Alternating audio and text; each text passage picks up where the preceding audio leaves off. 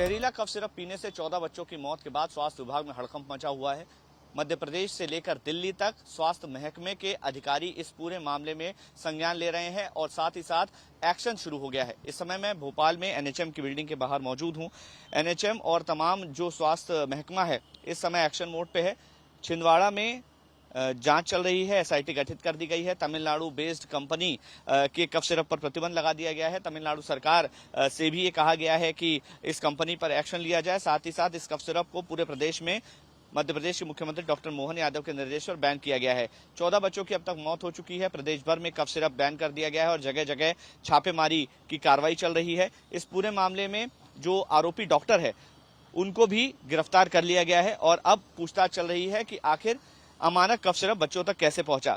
जो toxic element है तकरीबन जो 0.1% होना चाहिए वो 48% तक था, यानी 400-450 गुना इस जहरीले तत्व की उसमें मात्रा पाई गई है, कफ सिरप में मात्रा पाई गई है। तो ऐसे में बच्चों की मौत का जिम्मेदार आखिर कौन है, ये बड़ा सवाल है। एसआईटी गठित कर दी गई है। बताया जा रहा है कि एसआईटी तमिलनाडु जाकर कंपनी के पदाधिकारियों से पूछताछ भी करेगी। वायरल फीवर का जो दौर चलता है, इस दौरान में एंटी कोल्ड सिरप लिखे जाते हैं और एंटीबायोटिक दी जाती है।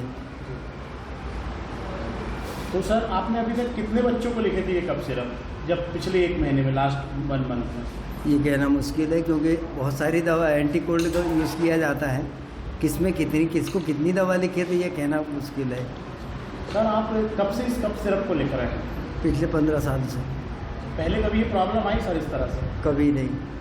जब पहले बच्चे की अदनान की मौत हुई उसको भी आपने ये लिखे थे, मतलब उसका आपने इलाज किए थे। हाँ। उसकी यूरिन रोकने की समस्या आई, उसके बाद भी सर लगातार आप बच्चों को ये कफ सिरप लिखते रहे। सर उसमें आपको कोई मतलब उसमें कोई जानकारी नहीं दी गई किसी के द्वारा, कुछ नहीं। जैसे ही नागपुर से चाइल्ड हॉस्पिटल वालों ने सस्पेक्ट जाहिर किया जी, तो उसके बाद से बंद कर दिया।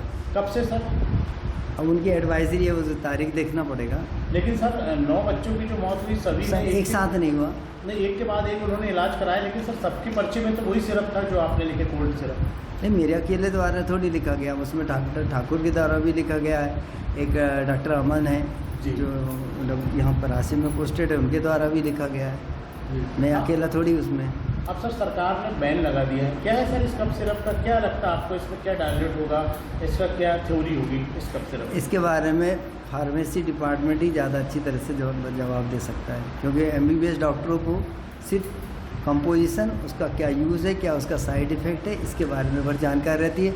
वो कैसे बनता है इसके बारे में कहना गलत है। जैसा कि आपको विदित होगा कि कुछ दिन पहले छिंदवाड़ा के परासी सब डिवीज़न में बच्चों की असामयिक मौत का एक कुछ घटनाएं सामने आई थी, जिसमें कि इनिशियली बच्चों को खांसी सर्दी बुखार की शिकायत होती थी और फाइनली किडनी पे उसका असर होता था और वो रीनल फेलियर की तरफ चले जाते थे, उससे उनकी डेथ हुई है। इस संबंध में जो बच्चों के जो ट्रीटमेंट हुए हैं और जिन डॉक्टरों के द्वारा उनका इलाज किया गया है, उनकी एक जांच जो है की गई थी और जो ड्रग्स जो दिए गए थे उसके लैब टेस्ट भी कराए गए थे और उससे ये जानकारी प्राप्त हुई।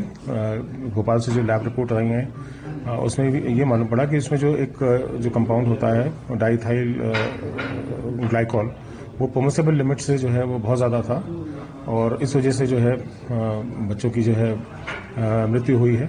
और रिपोर्ट प्राप्त होने के बाद बीएमओ की रिपोर्ट पे से एक मुकदमा कायम किया गया है थाना परासिया में, जो कि धारा 105 बीएनएस, 276 बीएनएस और 27A drug and cosmetic act के तहत जो पंजीबद्ध किया गया है। और फर्दर उसमें जो एक डॉक्टर है, डॉक्टर प्रवीण सोनी, क्योंकि उनके द्वारा मैक्सिमम बच्चों का जो इसमें इलाज किया गया था और उनके द्वारा जो ये ड्रग है, जो प्रतिबंधित जो ड्रग है कोल्ड्रिफ, इसको जो प्रिस्क्राइब किया गया था, तो उनके प्रिस्क्रिप्शन के आधार पर जो ट्रीटमेंट उन्होंने जो दिया है बच्चों के, उस आधार पर उनको भी इसमें आरोपी बनाया गया है।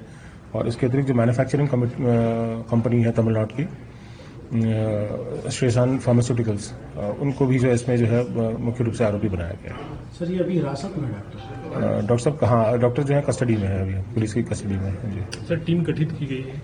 जी हाँ, इस संबंध में ये भी हम बताना चाहेंगे कि इसमें एक एसआईटी का गठन आईजी जोन साहब के द्वारा किया गया है और वो टीम जो है तमिलनाडु भी जाएगी और इस संबंध में आगे जो भी विवेचना होगी वो विवेचना कार्य उसके द्वारा किया जाएगा। सर और दायरा बढ़ सकता है तो जांच का और कोई आरोपी बढ़ सकती है? बिल्कुल, जो जैसा कि जांच अभी इसकी विवेचना इसकी प्रारंभ ही हुई है और जैसे तथ्य आते जाएंगे तो इसमें जो है उसको इनकॉर्पोरेट किया जाएगा। मेरे बच्चे की मौत किडनी इन्फेक्शन में हुई है। जी, सबसे पहले मौत उसी की हुई थी? हाँ, मेरा इकलौता बेटा था जिसकी मौत किडनी इन्फेक्शन में सबसे पहले हुई है। कितने साल का था वो? 7 वर्ष का था। अच्छा, 7 वर्ष का था। क्या हुआ था उसको और कैसे आपने अस्पताल उसको लेकर? ऐसे नॉर्मल बुखार आया था जी। तो मैंने 17 तारीख को प्रवीण सोनी के पास दिखाया था सर। तो उसकी जो सायरप अभी सरकार द्वारा बैन लगाई हुई है कोल्ड ड्रिंक, वो सायरप सर ने दिए थे मेरे बच्चे को। तो उसने 4 दिन तक मैंने पिलाया, उसको आराम नहीं दिखा तो मैंने उसको फिर सेकंड बार फिर दिखाया प्रवीण सर को। अच्छा। तो 2 दिन बाद फिर उसने उल्टी चालू कर दी। उसके बाद मैंने छिंदवाड़ा ले गया। हाँ। वहाँ पे रात भर विवांता हॉस्पिटल में GM श्रीवास्तव ने भर्ती रखा।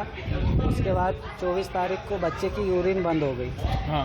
तो 24 तारीख को नागपुर रेफ़र कर दिए। अच्छा। वहाँ से 24 तारीख से लेकर 1 तारीख तक बच्चे का ट्रीटमेंट चला, डायलिसिस हुई 6-7, लेकिन 2 तारीख को बच्चे ने दम तोड़ दिया।